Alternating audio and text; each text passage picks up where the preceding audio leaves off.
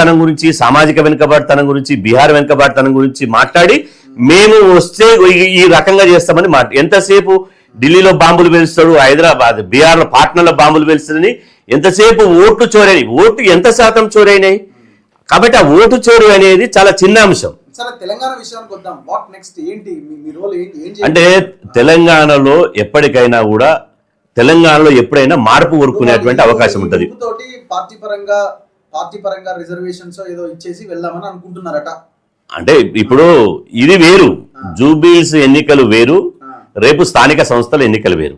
ఇప్పుడు జూబ్లీహిల్స్ ఎన్నికలు ఒక ఉప ఎన్నిక, జూబ్లీహిల్స్ ఎన్నికలు ఒక బీసీ అభ్యర్థికి ఇచ్చారు. కానీ అక్కడ పార్టీ పరంగా ఇవ్వాలనుకుంటే ఇప్పుడు చివరి దాకా కొట్లాడాలని అంటున్నాం మేము. ఇప్పుడు 1వ తారీఖు నుంచి పార్లమెంట్ సమావేశాలు అవుతున్నాయి. బీహార్ ఎన్నికలు ఉన్నాయి కాబట్టి రాహుల్ గాంధీ కొట్లాడలేదన్నారు. 243 మంది ఇండియా కూటమి ఎంపీలు ఉన్నారు.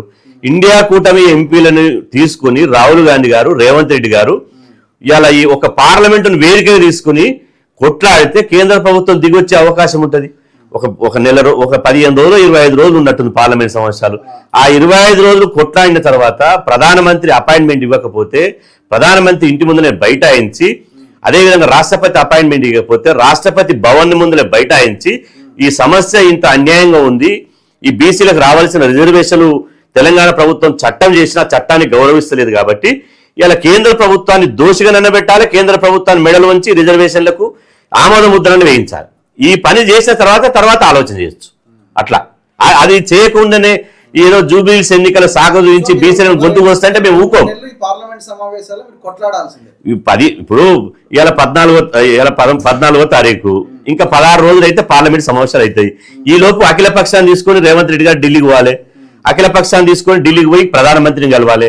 ఆ తర్వాత ప్రధానమంత్రి కలవకపోతే పార్లమెంటు ఒక పెద్ద వేదిక కదా, పార్లమెంటులో 243 మంది వీళ్ళకి ఇండియా కూటమి నుంచి ఎంపీలు ఉన్నారు. ఆ ఎంపీల ద్వారా పార్లమెంట్లో ఇలా సారానే ఎట్లయితే బీహార్ మీద స్తంభింపజేసి కొట్లాడిరో అదేవిధంగా ఈ రిజర్వేషన్ మీద కొట్లాడండి. అప్పుడు కూడా కేంద్ర ప్రభుత్వం దిగి రాకపోతే ఇప్పుడు డిపాజిట్ కూడా రానటువంటి పరిస్థితి వచ్చింది. తెలంగాణలో అసలు పోటీ చేసే అభ్యర్థులు కూడా దొరకకున్నటువంటి పరిస్థితి వస్తుంది. ఆ తర్వాత డిసిషన్ తీసుకోవాలి. ఫస్టే మీరే దోషిగా మారితే ఎట్లా? ఇప్పుడు ఇది చూసి మనం జూబ్లీహిల్స్ ఎన్నికను చూసి మాకు అంతా తెలంగాణ అంతా ఒకటే పాజిటివ్ సింబల్ ఉంది, పాజిటివ్ వేవ్స్ ఉన్నాయి అని అనుకుంటే పొరపాటే ప్రభుత్వం. ఇక్కడ ఒక బీసీ బిడ్డను గెలిపియాలి. ఒక గుంటూరు కమ్మ పోటీ చేసింది, ఒక రాయలసీమ రెడ్డి పోటీ చేసిండు, ఒక తెలంగాణ బీసీ బిడ్డ పోటీ చేసిండు, ఒక బస్తీ బిడ్డ పోటీ చేసిండు. కాబట్టి బహుజనులు మైనార్టీలందరూ కలిసి ఇవాళ కాంగ్రెస్ ప్రభుత్వం మీద ఎంత వ్యతిరేకత ఉన్నా ఒక బీసీని గెలిపించారు. కాబట్టి దీన్ని మేము మొత్తం మాకు అట్టే ఉందనుకుంటే ఎట్లా? కాబట్టి మీరు ఈ రిజర్వేషన్ల అంశం వేరు, జూబ్లీహిల్స్ ఎన్నికలు వేరు, ఒకదానితో ముడిపెట్టొద్దు దయచేసి. కాబట్టి మీరు ఈ పార్లమెంట్ వేదికగా చేసి కొట్టాడండి, తర్వాత రిజల్ట్ ఏమొస్తుందో చూసి అప్పుడు మాట్లాడిన తర్వాత నిర్ణయం తీసుకోండి. సంఘాలకు మీరేం సూచిస్తున్నారు? సరే మీరు ఏ సంఘంలో లేరు కానీ మీరేం సూచిస్తున్నారు?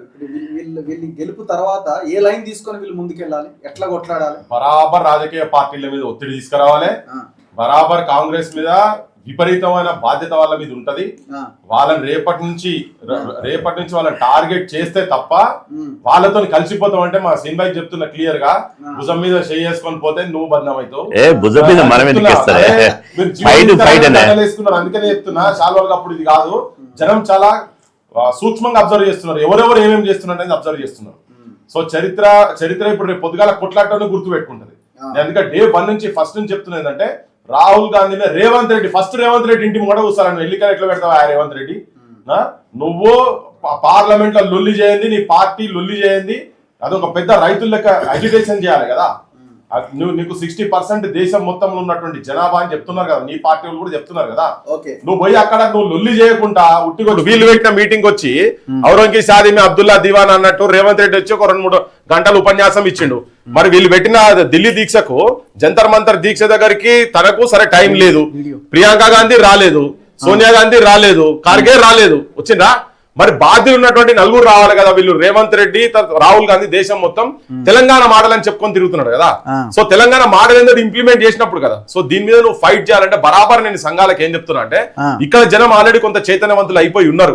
ఇలా యాడ మీటింగ్ పెట్టినా గానీ, ఎవరు బీసీలు అన్నా గానీ, కొత్తోళ్ళు చాలా మంది వస్తున్నారు. ఇలా ఏళ్ళకెళ్ళి తిరిగేటోళ్ళు కాకుండా కొత్తోళ్ళు వచ్చినా గానీ బీసీ అనగానే వస్తున్నారు, జనాలు వస్తున్నారు కదా. Okay, సో ఆ సిచ్యువేషన్ వచ్చింది. కానీ ఎట్లా లేపుతారో అట్లనే బొంద పెడతారు జనం కూడా. సో నువ్వు అజిటేషన్ ప్రోగ్రామ్ కావాలి. అజిటేషన్ ఏంది, ఈ రాజకీయ పార్టీల మీద రేపు పొద్దుగా నేను చెప్తున్నా కదా, దానిలో నేను కూడా ఉంటా. ఒకవేళ నువ్వు ముఖ్యమంత్రి దగ్గర పోయి కూర్చున్నావంటే అక్కడ కూర్చోవాల్సిందే, లొల్లి పెట్టాల్సిందే. నువ్వు ఢిల్లీ గడికోసారి పోయి వస్తున్నావు కదా, దీని మీద పోయి నువ్వు ఇడికి రాకు, జయలలిత లెక్క పోయి ఆడనే కూర్చో. మీరు రాహుల్ గాంధీ ఇంటి కూడా కూర్చుంటావా, మొట్టమొదలు సోనియా గాంధీ ఇంటి కూడా కూర్చుంటావా, కూర్చో. ఆడ పోయి నువ్వు మోడీ దగ్గర కూర్చుంటావా, పార్లమెంట్ లో కొట్లాడతావా. మొత్తం దేశంలో ఉన్నటువంటి అందరూ దాంతో ఒత్తిడి ఏమైతే అంటే బీజేపీలో ఉన్నటువంటి బీసీల మీద కూడా బాగా ఒత్తిడి స్టార్ట్ అవుతుంది వాళ్ళ పార్టీలో. ఇప్పుడు నేను దత్తాత్రేయ సభకి వచ్చిండు, నేను కూడా మోదీతో మాట్లాడతాను, ఇప్పటిదాకా మాట్లాడలేతాను. కానీ ఇప్పుడు ఒత్తిడి వచ్చింది, ఆడికి వచ్చి అనివార్యంగా కూర్చొని మాట్లాడాల్సిన పరిస్థితి వచ్చింది. ఆ అనివార్యత బీజేపీలో ఉన్నటువంటి బీసీలకు దేశం మొత్తం ఉన్నటువంటి వాళ్ళ మీద ఒత్తిడి తీసుకురావాలి. సమాజ్వాదీలు కావచ్చు, ఆర్జేడీలు కావచ్చు, రేపు ఏంది స్టాలిన్ సొంటలో కూడా వీళ్ళందరినీ పోవాలి ఆడపోయి. అది చేయాల్సిన ఒక సంధానకర్త ఎవరు అంటే రాహుల్ గాంధీ చేయాలన్నమాట. ఎందుకంటే ఆయన్నే మొత్తం మీదేసుకొని నేనే అంటున్నాడు కాబట్టి ఆయన చేయాలి. అందరం పోయి ఆడ కూర్చోవాలి. ఆ ఎడ్యుకేషన్ లో మనం కూడా భాగస్వామ్యం కావాలి. ఎక్కడ కూడా గింత కూడా ఇసుమంత అది అయినాక చూద్దామని కూడా కాదు, నువ్వు అది చేస్తేనే రా ఇడికి.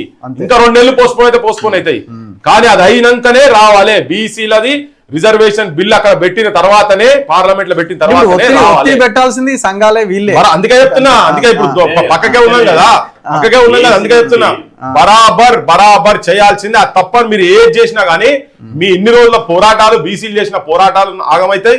నవీన్ గెలవంగానే నవీన్ అన్ని వేరే రాజకీయ పార్టీలో ఉండి గెలిచిన నవీన్ ఏమన్నా వచ్చి బయటకు వచ్చి సీఎం కాదని మాట్లాడేది ఉంటుందా? బరాబర్ ఉండదు. కాకపోతే గెలిచే కాడ అందరూ ఉపయోగపడరు, కానీ గెలిచిన తర్వాత రేవంత్ రెడ్డి ఏం చెప్తానే కదే ఉంటది. ఆ పార్టీ ఏ లైన్ ఉంటుంది కాదు కదా, ఆయన లైన్ లోకి తీసుకుని కాదు, ఆయన ఒక బీసీ గెలిచిందన్నంత వరకు అదేంటి ఒక మెసేజ్, అదొక మెసేజ్ ఏంది, మిగతా వాళ్ళని కాదని బీసీలు గెలవలేని సిచ్యువేషన్ లో బీసీలకు ఇస్తే గెలవరు అనే దాన్ని డిస్ప్రూవ్ చేసాం. ఓకే, అందరు కలిసి డిస్ప్రూవ్ అయింది. కానీ ఇప్పుడు జరిగేది ఏంటంటే ఈ పార్టీల మీద ఒత్తిడి చేయాలంటే బాధ్యత ఈ గెలిచిన ఎమ్మెల్యేల కన్నా ఎక్కువ సంఘాల మీద ఉంది. ఇప్పుడు జనం కూడా సంఘాల సైడే చూస్తున్నారు. ఆ నిజాయితీ పక్కా చాలా ఏళ్ల నుంచి తిరుగుతున్నారు కాబట్టి వ్యూహాల పొరపాట్లు కూడా జరగవచ్చు ఇప్పుడు ఈ స్టేజ్ లో. అందుకనే విపరీతమైన ఒత్తిడి. ఇప్పుడు ఈ వేదిక నుంచి ఎట్లా అన్నాడు కదా, రేపటి నుంచి ఏ వేదిక మీద ఉన్నా గానీ నువ్వు ఎప్పుడు కొట్లాడతావు, నువ్వు పార్లమెంట్ కూడా కూర్చుందామా, రాహుల్ గాంధీ ఇంటికాడ కూర్చుందామా అనే నినాదంతో పోతేనే బరాబర్ అదైతేనే జరుగుతుంది. కన్క్లూడ్ చేద్దాం. మీ వర్షన్ ఇంతేనా, అంటే మీరు దీనికి కట్టుబడి ఉన్నారా? 100% ఫైటింగ్ చేసుడే, రాజీ పడే ప్రసక్తే లేదు. ఇవాళ జేఏసీ నుంచి ఇప్పటికే బంద్ చేసినాం. ఆ తర్వాత మొన్న పూలే అంబేద్కర్ విగ్రహాల ముందు నిరసన ప్రదర్శనలు చేసినాం. నిన్న రాష్ట్ర వ్యాప్తంగా ప్రతి మండల నియోజకవర్గ రాష్ట్ర కేంద్రంలో ధర్మ పోరాట దీక్షలు చేసినాం. నిన్న దీక్ష ద్వారా కూడా రాష్ట్ర ప్రభుత్వానికి, ఇటు కేంద్ర ప్రభుత్వానికి కూడా హెచ్చరికలు చేసినాం. మీరు రిజర్వేషన్లు పెంచకుండా స్థానిక సంస్థలకు ఎన్నికలకు వెళ్తామంటే మాత్రం మిమ్మల్ని బండకేసి ఉతుకుడే, ఇందులో ఎలాంటి అది లేదు.